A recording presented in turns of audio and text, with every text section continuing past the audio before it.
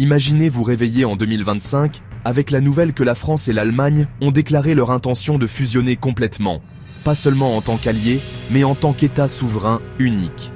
Le palais de l'Élysée et la chancellerie de Berlin parlent d'une seule voix, proposant un avenir autrefois impensable. Le monde est stupéfait.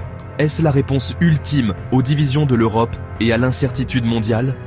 Paris et Berlin soutiennent que ce n'est pas une reddition, mais une audacieuse récupération de souveraineté, combinant les forces pour être à égalité avec l'Amérique et l'Asie. La nouvelle entité, provisoirement appelée Franco-Germania, deviendrait instantanément un poids lourd mondial. Dans les rues, les gens débattent. Qu'adviendra-t-il de la langue, de la culture et de l'identité? Un citoyen français de Marseille peut-il se sentir lié à un Allemand de Hambourg? La promesse est la force et la prospérité, mais le chemin est semé d'embûches, démanteler des siècles d'État, forger une nouvelle identité. C'est plus que de la politique, c'est une question philosophique pour chaque citoyen. Qu'est-ce qui définit une nation, la langue, l'histoire ou un avenir partagé? Pour certains, c'est l'accomplissement du rêve européen. Pour d'autres, c'est un pas de trop, dissolvant le familier dans quelque chose de vaste et d'incertain. Le monde observe, retenant son souffle. L'aube d'une nouvelle Europe est arrivée. Pour saisir l'ampleur de cette fusion, il faut regarder en arrière. L'histoire de la France et de l'Allemagne est une histoire de rivalité et de réconciliation, commençant avec l'Empire de Charlemagne, une unité éphémère brisée par le traité de Verdun en 843. Pendant des siècles, le Rhin fut à la fois frontière et champ de bataille. Les guerres, franco-prussiennes, Première Guerre mondiale, Seconde Guerre mondiale, ont laissé de profondes cicatrices. Pourtant, après 1945, des dirigeants comme De Gaulle et Adenauer ont choisi le partenariat plutôt que l'inimitié, le scellant avec le traité de l'Élysée. Cette amitié est devenue le moteur de l'intégration européenne, faisant avancer l'UE. Quand Paris et Berlin sont d'accord, l'Europe avance. Quand ils ne le sont pas, elle stagne. Ensemble, ils ont navigué à travers la guerre froide, construit le marché unique et lancé l'euro. La fusion de 2025 n'est pas une rupture avec le passé, mais la prochaine étape logique, l'aboutissement de siècles de conflits transformés en coopération. Le rêve de Charlemagne, renaissant dans la réconciliation, fait maintenant face à son plus grand défi. La plus ancienne rivalité peut-elle devenir l'union la plus ambitieuse du monde? La réponse de l'histoire se déroule maintenant. Économiquement, une union franco-allemande créerait une superpuissance du jour au lendemain, combinant l'industrie allemande et l'innovation française. Le PIB de la nouvelle nation dominerait l'Europe, rivalisant avec les États-Unis et la Chine, avec un marché de plus de 150 millions de consommateurs. L'industrie manufacturière allemande pourrait fusionner avec la technologie et l'agriculture française, tandis que leur secteur énergétique, nucléaire et renouvelable, pourrait mettre l'Europe sur la voie de l'indépendance énergétique. L'euro deviendrait la monnaie nationale, soutenue par une stabilité sans précédent. Mais fusionner deux économies n'est pas une mince affaire. L'État interventionniste français se heurte au conservatisme fiscal allemand.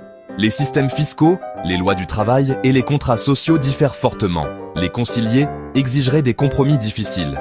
La dette publique et les philosophies de dépenses susciteraient un débat féroce. Le nouvel État penchera-t-il vers le modèle français ou allemand?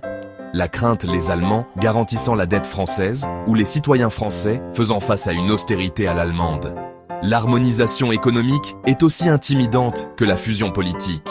Les enjeux prospérité ou discorde au cœur de l'Europe.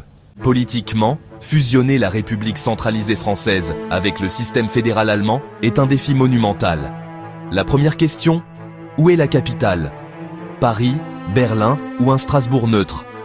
La puissante présidence française contraste avec la chancellerie parlementaire allemande et les forts gouvernements régionaux. Le nouvel État serait-il centralisé ou fédéral?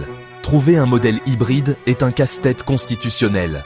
La langue est un autre obstacle. Le bilinguisme officiel exigerait un investissement massif dans l'éducation et les services publics. Les cultures politiques diffèrent, passion et protestation française versus consensus et pragmatisme allemand.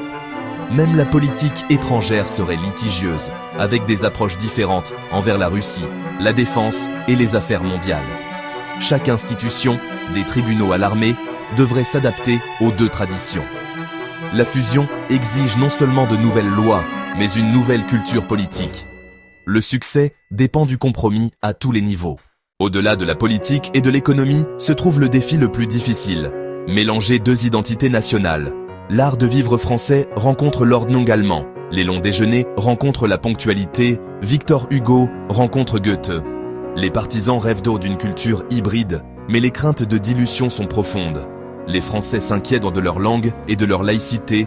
Les Allemands craignent de perdre l'ordre et le consensus. La fusion culturelle ne peut être forcée, elle doit se développer organiquement, sur des générations. Les écoles, les médias et les jours fériés devraient refléter les deux traditions. Le risque, une division culturelle permanente, avec deux communautés vivant côte à côte, s'accrochant à d'anciennes identités. L'espoir, une nouvelle identité partagée, plus riche que l'une ou l'autre seule. Le véritable test n'est pas dans les traités, mais dans la capacité des gens à se reconnaître les uns dans les autres. L'avenir de l'Union dépend des cœurs, pas seulement des lois.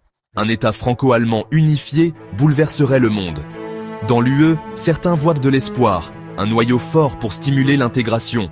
D'autres craignent la domination et la perte d'influence. Les petits États pourraient accueillir un nouveau leadership, mais l'Italie, l'Espagne et la Pologne pourraient se sentir marginalisés. L'équilibre des pouvoirs en Europe changerait, provoquant éventuellement de nouvelles alliances ou même des fractures au sein de l'UE. À l'échelle mondiale, Washington, Pékin et Moscou observeraient attentivement. Les États-Unis font face à un partenaire plus affirmé, la Russie à un voisin puissant, la Chine à un nouveau rival économique. Une armée franco-allemande serait la plus forte d'Europe, et sa voix diplomatique aurait du poids. Cette union pose une question. L'État-nation est-il toujours le meilleur moyen d'assurer la paix et la prospérité ? Combien d'identités sommes-nous prêts à échanger contre une force collective ? La fusion franco-allemande est une expérience audacieuse. Son issue façonnera l'avenir de l'Europe. L'histoire est encore en train de s'écrire.